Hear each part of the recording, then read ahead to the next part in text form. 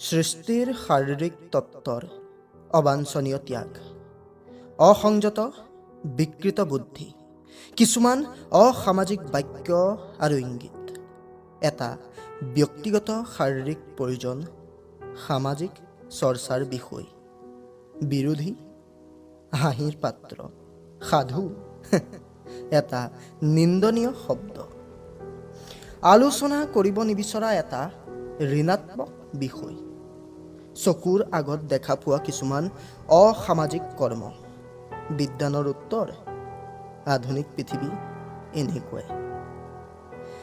আচলতে সভ্যতাৰ মুখা পিন্ধা এখন অন্ধকাৰময়ী সমাজ, য'ত প্ৰকৃত জ্ঞান বহু দূৰৈত আৰু অন্ধকাৰ নিচেই কাষত।